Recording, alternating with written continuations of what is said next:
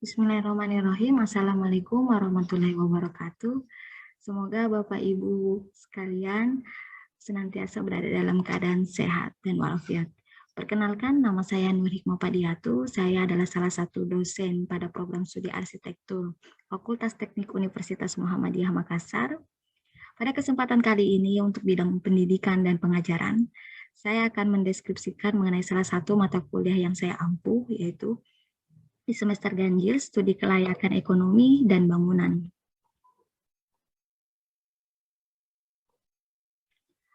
Dari aspek delivery, interaction, dan penilaian, ada beberapa. Yang pertama, tahap ini penyampaian materi. Saya menggunakan metode ekspositori dan inquiry karena dalam metode ini selain ceramah juga dapat memberikan feedback langsung bagi mahasiswa, baik itu dalam aspek sesi diskusi maupun tanya jawab.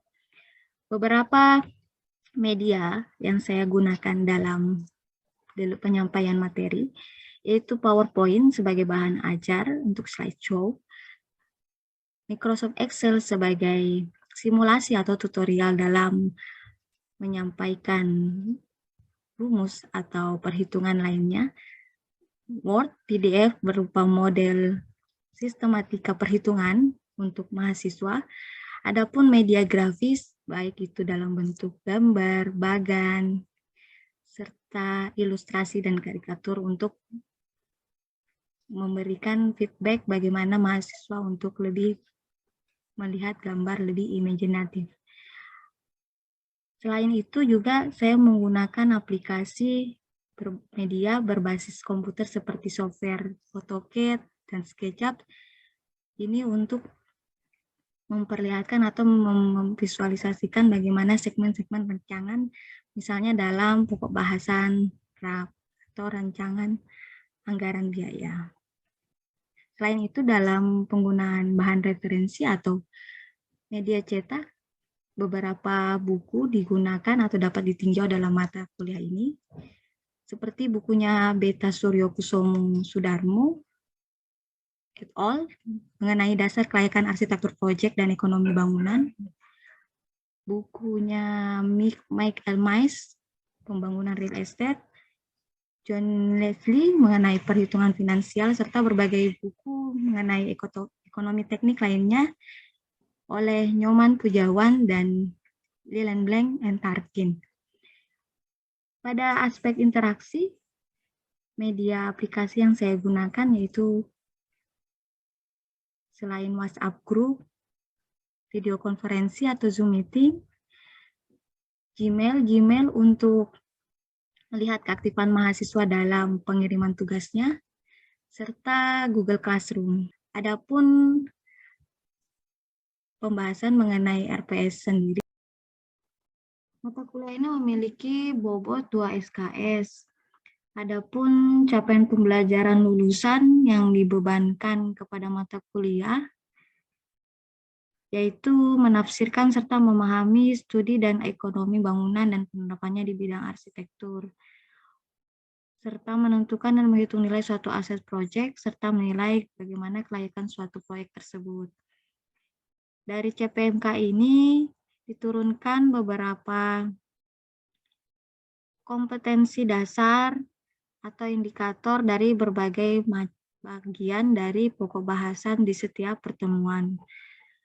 Sebelumnya menyampaikan bagaimana deskripsi dari mata kuliah ini sendiri, yaitu disajikan studi dan ekonomi bangunan dan penerapannya di bidang arsitektur. Selain itu dilakukan simulasi menghitung nilai suatu aset atau proyek, baik nilai sekarang, nilai tahunan, maupun nilai yang akan datang, serta menghitung nilai rate of return dari suatu aset atau proyek, serta memilih yang terbaik dari dua alternatif atau lebih alternatif yang lebih menguntungkan, menentukan kelayakan suatu aset atau proyek baik dari segi tingkat pengembalian maupun perbandingan antara benefit dan biaya, serta menghitung anggaran biaya suatu bangunan. Dari beberapa pertemuan, total 16, ada 14 pertemuan dengan beberapa pokok bahasan. Pada pertemuan pertama akan dibahas mengenai daur hidup bangunan atau siklus hidup bangunan serta mekanisme pembiayaannya. Selanjutnya pertemuan 2 dan 3 membahas mengenai perencanaan pembiayaan bangunan atau rancangan anggaran biaya. Mahasiswa diminta untuk membentuk tim kelompok dan memilih beberapa kategori bangunan yang mereka ingin persiapkan perencanaan pembiayaannya. Selanjutnya pertemuan 4 dan 5 mengenai pembiayaan operasional dan maintenance, dilanjutkan dengan pertemuan 6 dan 7 membahas mengenai terminologi dan diagram cash flow. Di sini arus kas dibahas mengenai cash in dan cash out.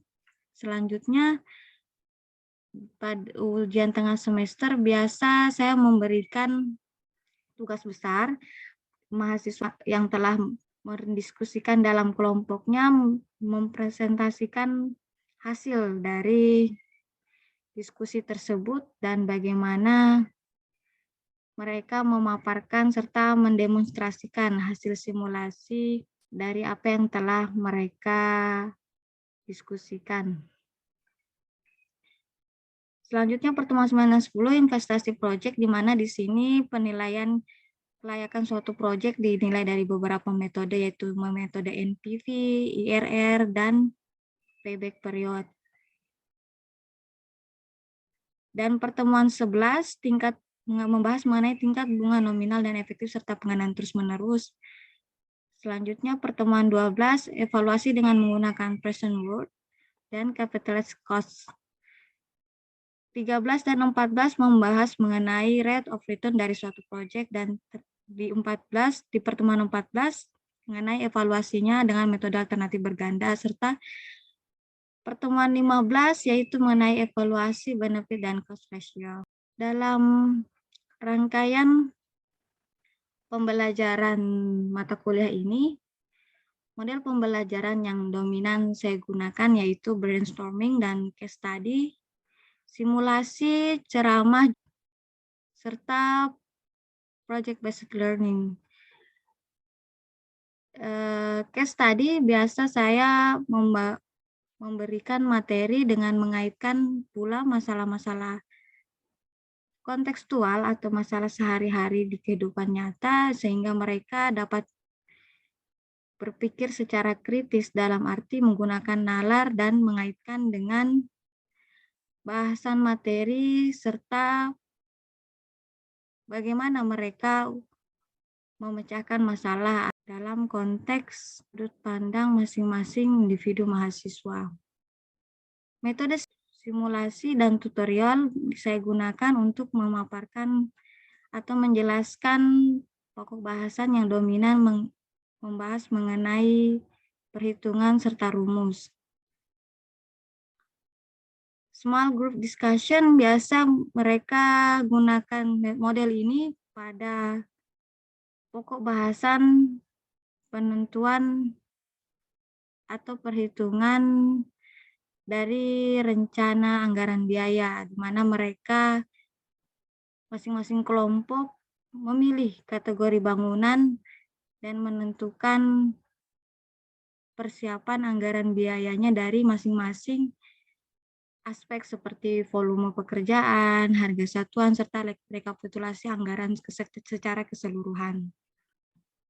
Dan yang terakhir, model project-based learning atau problem-based learning ini mereka biasa diberi pula kasus suatu proyek dan saling berdiskusi, berkolaborasi bersama satu tim bagaimana memecahkan suatu masalah dan penentuan perhitungan dari penentuan kelayakan dari suatu proyek tersebut. Dari model project-based learning ini, mahasiswa dapat memperoleh kompetensi berupa problem solving thinking.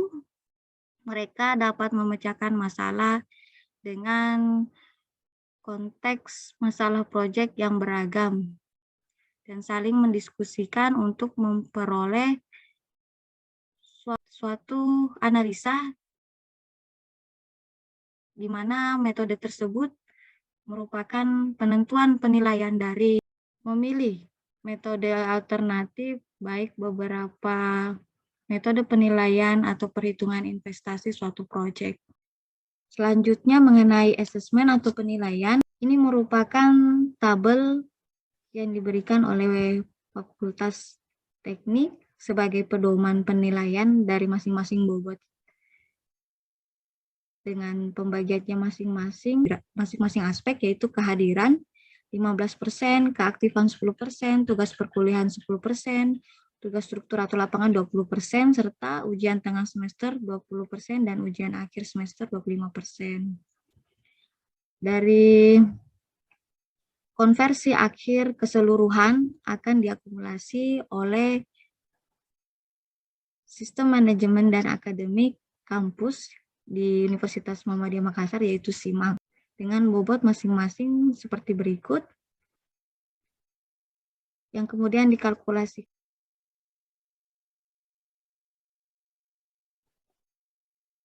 Iya, ini penilaian investasi ya, Dek. Dia kan ini untuk jangka panjang. Ada beberapa metode memang, tapi memang yang paling misalnya kayak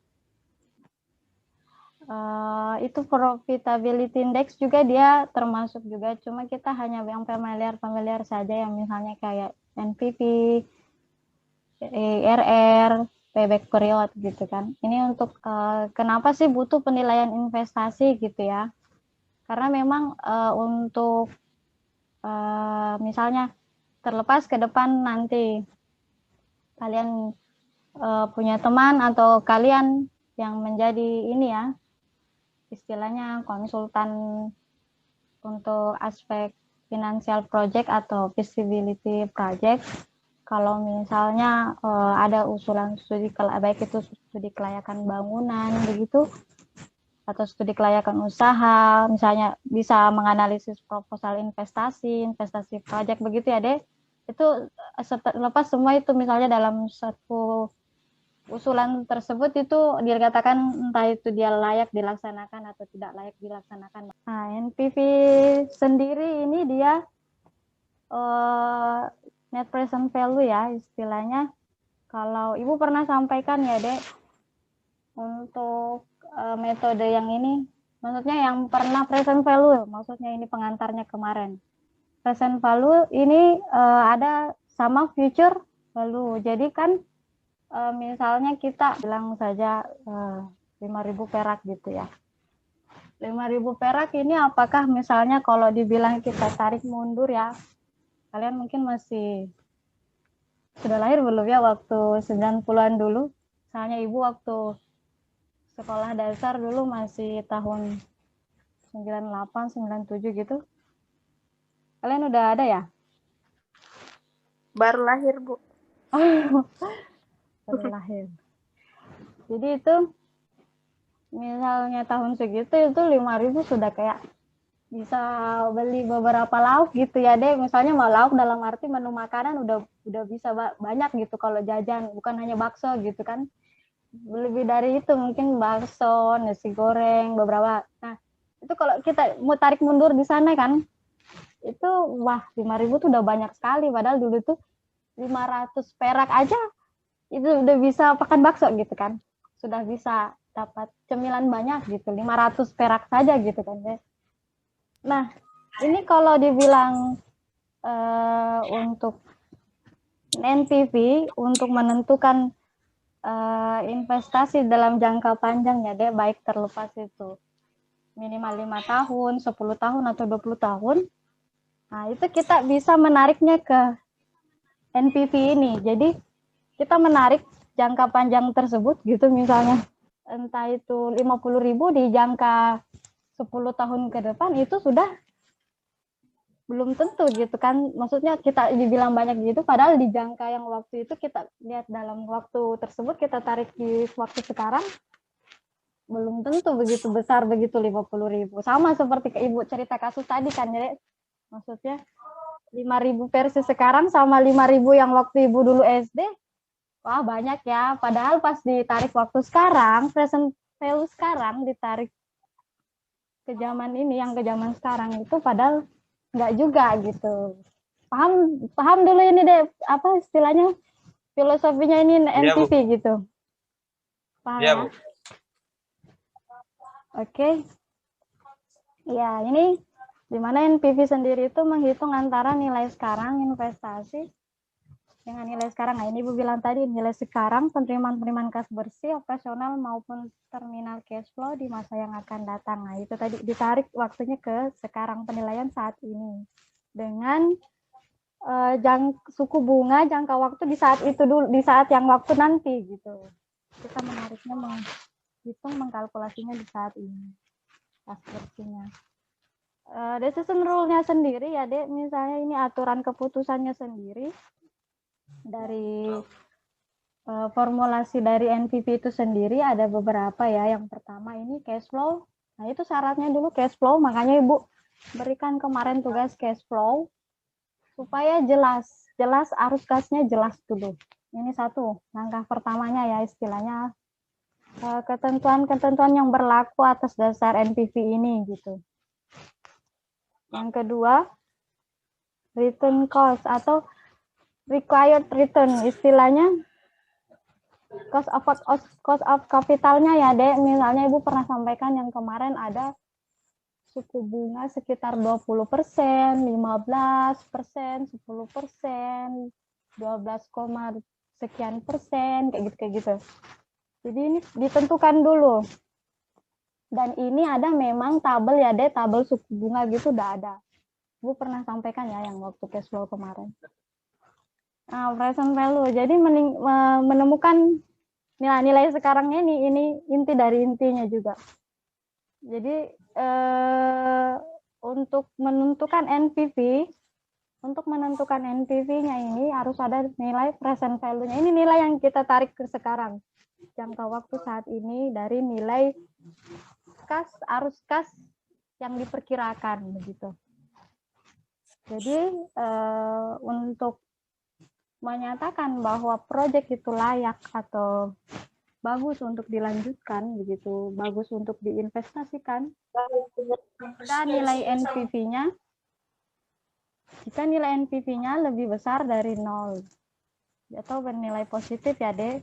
Jadi kalau kurang dari 0 udah di-reject aja gitu. Untuk apa gitu? Mending uangnya disimpan di bank, sama aja kayak kita punya uang misalnya 100 juta gitu ya, terus kita simpan di celengan, nanti 10 tahun kemudian tetap aja begitu, tapi nilainya turun sudah kan. Mending kita simpan uang di bank aja gitu untuk deposito gitu kan.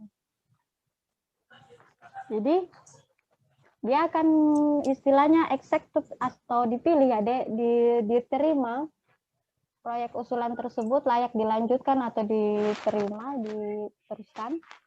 jika dia tidak negatif atau bernilai positif. Kalau dia sama dengan 0, 50-50, lihat dulu. Nah, makanya ada teman-temannya itu tadi kayak IRR. Jadi dalam misalnya satu proyek ya dibandingkan dengan proyek B, jadi A dan B misalnya begitu. Jadi ini ceritanya dua-dua NPV-nya sama-sama 0. Nah, lihat keputusan IRR dan keputusan payback periodnya. Dari rumusnya sendiri ya, rumusnya.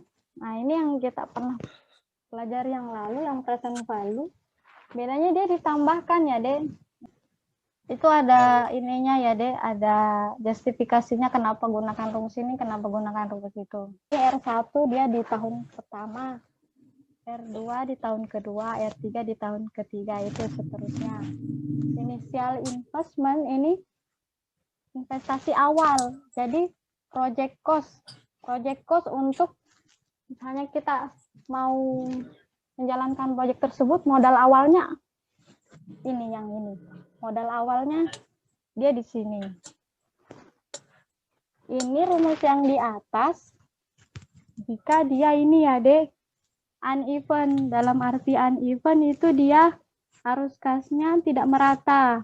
Kalau dia merata, kita bisa pakai yang ini. Kelihatan kok kalau arus kasnya itu dia berubah-berubah gitu, Dek. Istilahnya tidak stabil.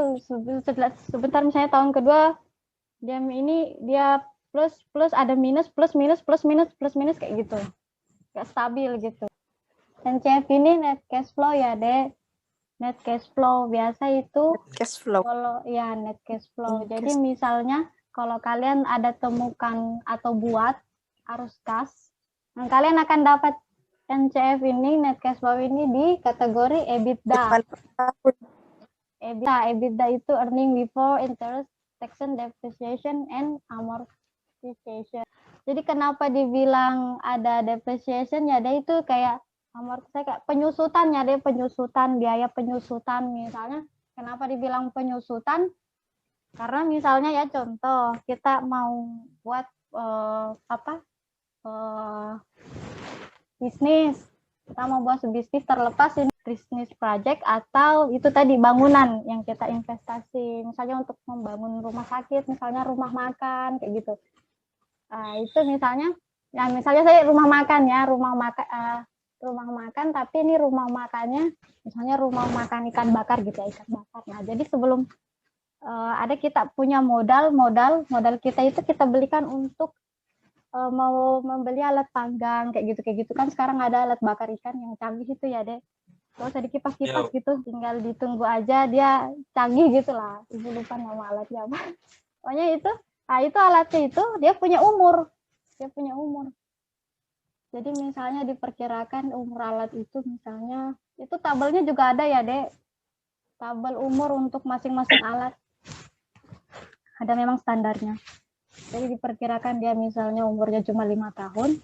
Nah setelah 5 tahun ini seterusnya itu dia sudah menyusutkan. Bisa jadi, nah kita bilang penyusutannya deh. Yang awalnya dia fresh dalam arti panggangnya atau bakarnya tuh fresh juga. Kategori-kategori itu makanya dibilang aspek finansial sampai cost untuk penyusutan itu terhitung gitu deh. Jadi untuk 6 tahun ke atas itu dia walaupun misalnya dia belum mau ganti gitu ya, dipakai saja terus itu alat kayak gitu. Nah, kategori untuk nilai penyusutan dalam aspek finansialnya itu masuk di situ. Termasuk kayak cost untuk lingkungan juga gitu kan, Dek. Kalau misalnya kita bicara AMDAL ya, biaya yang untuk kita bayarkan untuk mengganti kerusakan lingkungan itu ada gitu. Ini yang kayak gini, biaya penyusutan itu gitu. Nah, lanjut. Ini ya, diskon rate-nya dia 12%. Jadi biasa memang sudah ditentukan ya, Dek. Cost of capitalnya ini dia 12%. Ini contoh, bisa ada yang 15%, 20%. Ini yang kolom ketiganya ini diskon faktor. Rumusnya kelihatan nggak di atas deh? Kelihatan, Bu. 1 dibagi 1 plus R. Ini pangkatnya, pangkat tahunnya ya, Dek. Misalnya 0,892857 ini dari hasil 1 dibagi 1 plus berapa? Plus 12. Ya, 0,2.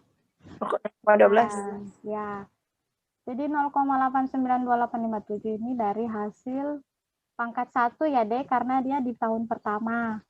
1 dibagi dalam kurung 1 plus 0,12. Jadi 1 dibagi 1,12. Jadi 1 dibagi Iya, Bu, sesuai sudah di 1,12. Nah, begitu seterusnya, Dek. Jadi 0,79 ini dia dari 1,12 pangkat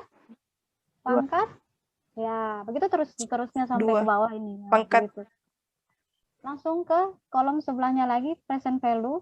Nah, ini rumusnya di atas ya, Dek. DF kali NCF. Makanya Ibu pakai rumus ini ya, Dek. Rumus yang kedua ini tadi, C kali PVF PVF itu ini ya, Dek, present value factor. Rumus yang kedua tadi, ada yang masih ingat? Yang NPF sama dengan C kali dalam kurung PV. Ya. C kali PVF itu PVF present value factor. Nah, ini yang NPF, Bu. iya. Ini present value-nya ini ya. Ini PF itu dengan C kali PV. Ya, dikurang I toh. Jadi Kurang I. ini yang kanan ini itu present value-nya. Jadi 125 ini, Dek, dari hasil 0,892857 dikali 140.000. Nah, tarik aja ke bawah semua itu akan jadi kolom ini, PVF-nya ini. Nah, setelah itu dikurang apa tadi, Dek? Dikurang inisial? Dikurang I. Ya, inisial investment 1 juta ya di sini. Jadi itu dikurang aja ya, Dek. Jadi dikurang investment, jadi ini nilai NPV-nya. Ya, lebih besar dari 0. Jadi peluang untuk bisnis ini layak atau diuntung, istilahnya profitnya bisa kita peroleh lebih gitu kalau dia positif ini. Maksudnya kita akan bisa terima ini project begitu. Direkomendasikan untuk diterima begitu. Sampai sini paham ya deh NPV? Sebelum kita lanjut Ya, ke Bu. IRR. Ibu tunggu dulu, Bu. Saya mau bertanya. Kalau misalnya ini yang tahun kedua, terus itu yang diskon faktornya itu rumusnya tetap yang itu 1/1 tambah R, Pangkat, terus pangkatnya yang diganti semua, Bu, begitu? pangkatnya sesuaikan karena yang di atas N-nya itu N year ini. Jadi kalau misalnya 0,17 ini dari 1 dibagi 1 tambah 0,12 pangkat 3. Begitu seterusnya. Oh, iya, Bu. Oke, lanjut. Kita lanjut ke internal rate of return. Jadi I1 dan I2 di sini ini yang minimum sama maksimum. Pengujiannya istilahnya dari misalnya tadi 12 ya. 12 itu diskon rate-nya. Jadi kita pilih yang maksimum sama minimumnya dari 12 itu. Misalnya 10K, 15. Jadi dia maksimumnya 15, minimumnya 10. Jadi I2, I1-nya di situ. Jadi IRR ini memang menentukan peringkat beberapa dari proyek prospektif ke depan ya secara relatif merata dengan asumsi bahwa biaya investasinya sama di antara berbagai proyek gitu, di proyek gitu misalnya proyek bisnis. Tapi yang IRR tertinggi itu dianggap yang terbaik gitu, itu yang dikerjakan atau lebih dahulu dipilih begitu. Nanti decision rule-nya ya. Jadi kalau misalnya IRR-nya dia lebih besar dari diskon rate-nya 12, direkomendasikan untuk diterima atau layak untuk dilaksanakan. Minimum attractive rate of return. Nah, ini juga MAR. Jadi ada misalnya ada beberapa project ya, Dek. Ada beberapa kegiatan itu memang dia proyeknya arus kasnya dia ditentukan tersendiri gitu.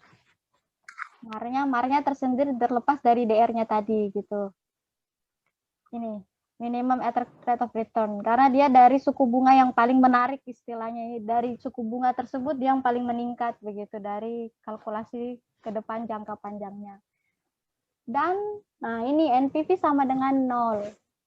Jadi kita akan buktikan nanti ya deh kalau misalnya nilai NPV kita yang kita dapat tadi ini ya, yang kita dapat tadi ini.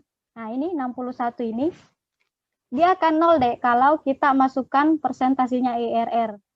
Itu akan maksudnya benar dalam arti sesuai IRR yang kita peroleh itu benar-benar betul begitu. Maksudnya dengan membuktikan bahwa NPV-nya nanti sama dengan 0. Akan berlaku aturan keputusan ini begitu. Sampai sini syarat-syaratnya paham deh? Syarat-syaratnya IRR. Ya, Bu. Nah, ini contohnya IRR-nya ya.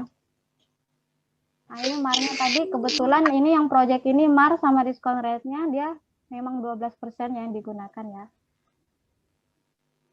Cash out itu deh kelihatannya dalam tabel cash flow. Akan terlihat arus keluar istilahnya ya. Nanti kalau kalian buat arus kas atau kalian modifikasi arus kasnya nanti ya di cash flow itu. Jadi pedomannya nanti dari cash flow yang sudah kalian kumpul nanti ya, yang susulan ini tadi Ibu berikan kesempatan. Jadi ambil yang pengeluarannya deh, ini cash out-nya. Nah, ini Ibu bilang depreciation. Jadi sebenarnya ini Ibu tidak pakai depreciation dalam arti ini karena memang dia skalanya mini mikro ya deh. Kalau yang depreciation biasa itu memang usaha-usaha yang makro. Jadi memang diberikan juga 0. Kalaupun misalnya kita mau gunakan ada tabel depresiasi silahkan. NP itu net profit cash bersih ya dek. Jadi kan kalau misalnya ini kan kita ada pendapatan kita ya, Dek. Pendapatan yang kita peroleh itu pendapatan dari project bisnis tersebut, itu pendapatannya kan nanti ada yang sudah dikurangi bunga ya, bunga dari bank, sudah pengembalian peminjaman, sudah suku bunga sama angsuran pokok. Nah, dikurangi sama depreciation ini, makanya depreciationnya kalau mau diberikan untuk usaha makro dia ada, makanya itu nanti kalian lihat di tabel yang pernah Ibu berikan contoh yang lalu cash flow-nya itu ada depreciation-nya berapa, 3 koma kalau tidak salah 3 jutaan begitu. Jadi minus 1170 ini didapat dari ini minus 860 ditambah depreciation dikurangi cash out. Begitu seterusnya ya, Deh. Ini 0, tapi nanti kalian kalau dapat cash flow atau buat cash flow yang ada depreciation masukkan ya. Biasa yang skala-skala makro itu istilahnya modalnya besar, dia akan ada, depreciation-nya akan ada. Nah, ini yang Ibu bilang tadi I2 sama I1, Dek. Ada 10%, ada 15%. Yang 10%-nya rumusnya tetap pakai yang diskon faktor tadi ya, Dek. 1 dibagi 1 ditambah R dibagi 1 tambah ya. Jadi tetap aja pakai yang NCF ini ya. Ini kan 15. Nah, ganti jadi 15 jadi 0,15. Jadi ini kan 10%, ini 15. Nah, kan tadi 1 dibagi 1,10 ini jadi 1,1 ya. Maksudnya jadi 0,10 itu kan 0,1 jadi 1,1 ya, dikali ini deh. Dikali 1,170. 1.170.000. Hasilnya ini. Yang 15% juga seperti itu. Sebenarnya ini 12,58 sekian, tapi dia pembulatan, jadi kita langsung bulatkan dia jadi 13. Jadi 13%-nya dia lebih besar dari diskon rate itu 12. Jadi dia layak lah, istilahnya direkomendasikan untuk diterima. Untuk dilanjutkan kalau kita melakukan proyek atau mau melakukan investasi begitu ya, proyek. Ya, kita lanjut ya. Saya Ibu ini kan yang bahas yang terakhir karena memang payback period memang istilahnya simple ya, simple. Tapi ini juga penting dalam arti dia menentukan kembali modalnya itu. Makanya Ibu tadi bahas yang jalan tol itu ya, di tahun keberapa dia akan bisa kembali modal. Makanya dibilang ada di sini bias terhadap, ada beberapa ini ya, keuntungan dan kerugiannya, bias terhadap likuiditas itu deh. Likuiditas ada yang tahu? Maksudnya ada yang pernah dengar? Bias itu istilahnya mengabaikan kemampuan, misalnya itu kemampuan suatu perusahaan atau suatu individu atau itu suatu instansi yang melakukan investasi itu dalam membayar atau mengembalikan, melakukan pembayaran kembali begitu. Jika itu dalam waktu yang urgent, sangat-sangat dibutuhkan. Kemampuan membayar kembali atau melunasi, tanda kutip ya, Dek, istilah kasarnya utang gitu. Utang yang telah dia pinjam.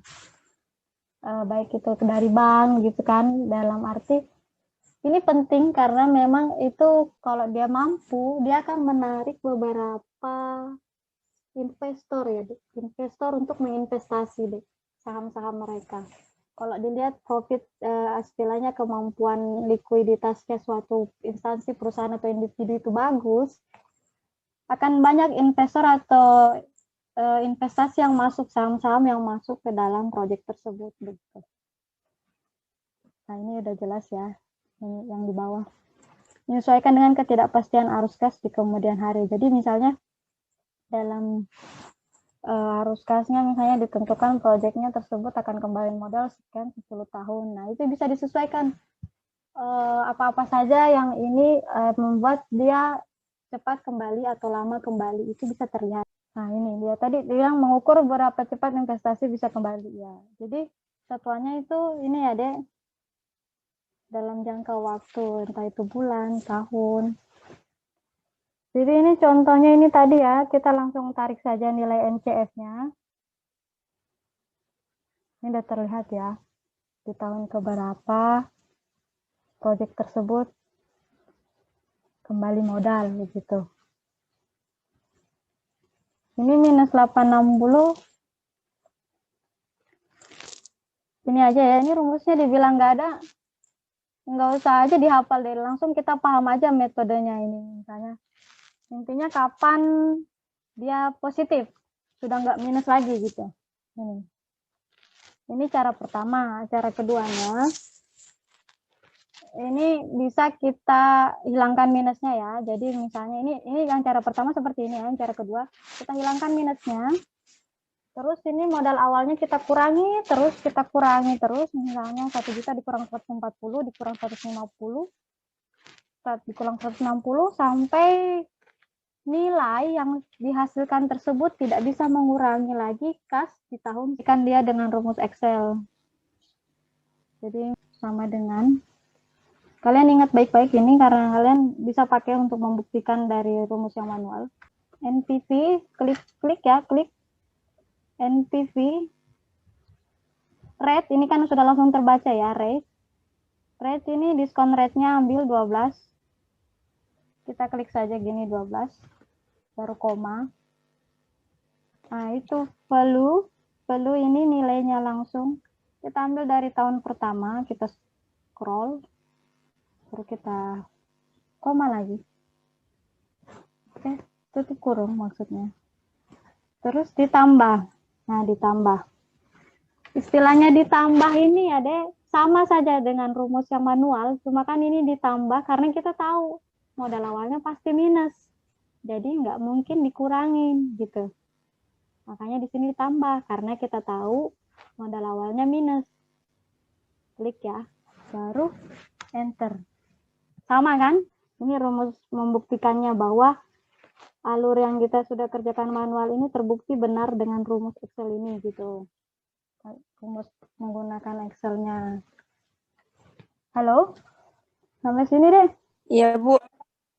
Nah, terus kita buktikan lagi bahwa kalau memang IRR-nya tadi itu benar 13, kita buktikan akan jadi 0 di sini. Caranya rumusnya sama dengan IRR. Ini dia kalau kita ketik IRR dia langsung ada kelihatan value, terus guess saja itu yang untuk ininya ya. Diskon rate-nya yang 12 itu. Kalau ini nilainya udah tarik aja ke langsung. Terus diskon rate-nya 12, kita tutup kurung, enter. 13 bla bla bla bla bla persen. Ini kita copy. Bukan kita copy, kita ketik di sini saja gitu ya. 13,2 berapa itu? 78 27 12. 712. Enter ya. Betul. Terbukti kan? NPV-nya 0. Kalau dia tidak 0 deh, ada yang salah dengan IRR Anda. Ada yang salah. Entah itu prosesnya di sini, entah itu tadi yang kayak perintil-perintilnya itu yang kurang teliti, ada angka yang salah pasti.